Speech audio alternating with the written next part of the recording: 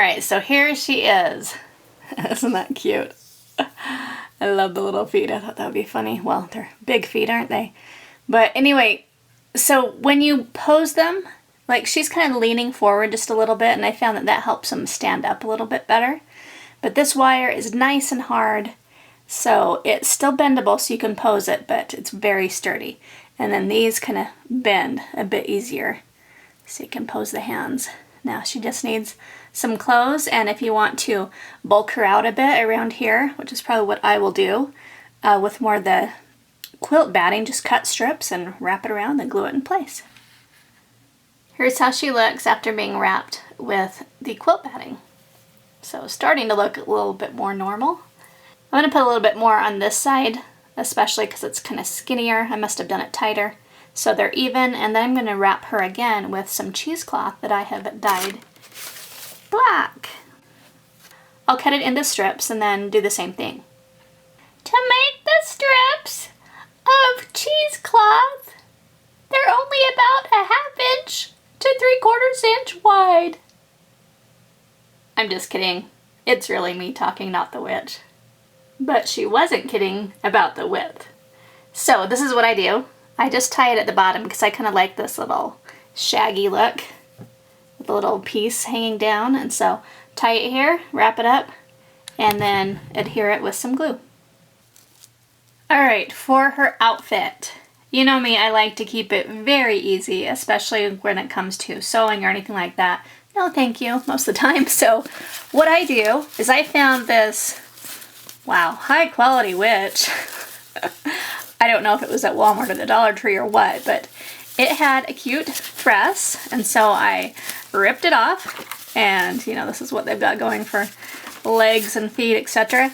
And really, that was the hair. But this is actually kind of cute for maybe a little sash or something. I haven't decided.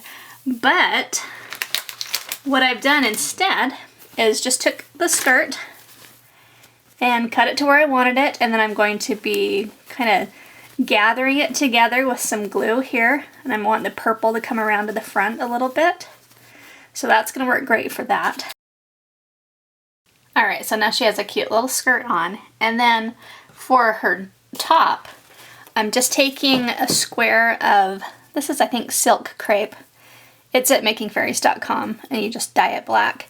And it's a thicker material than the silk gauze. So I just take it and, let's see, this is probably about a 6-inch-ish diagonal square. And then take it by the sides, the corners, and then I put it just over her shoulders. So it's almost like a little shawl, but it's also just like a little shirt here too.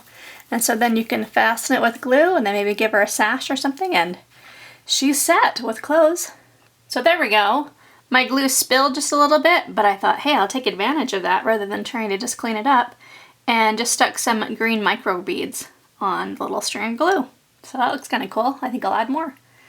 And now I'm going to do her hair, and I have little locks of Tibetan lamb that I'm just going to glue into place around the front of her face.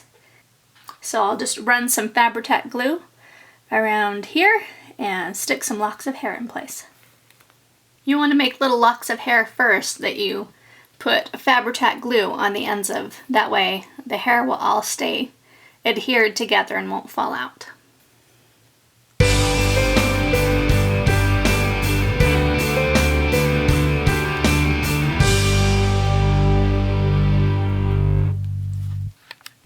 And usually I'll put a lower one down first, and then I'll be covering this with another little lock of hair, so it's going to cover this glue spot. And then I'll start it way back here where that's going to be covered with the material.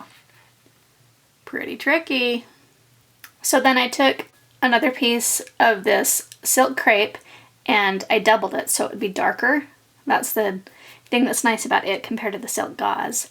Silk gauze is awesome when you want it to be sheer, but I needed a little bit more covering, so I've got her head completely covered, and then I gave her a sash.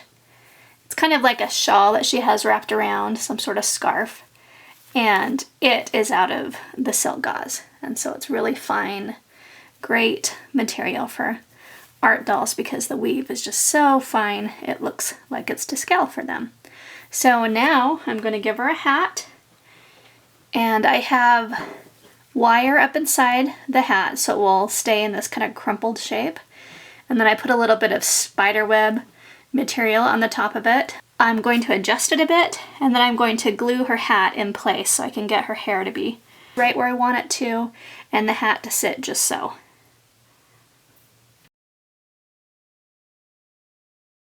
So here she is. She just has this feel to her where she knows she's supposed to just wear black and just be nice and scary, but she just can't help herself.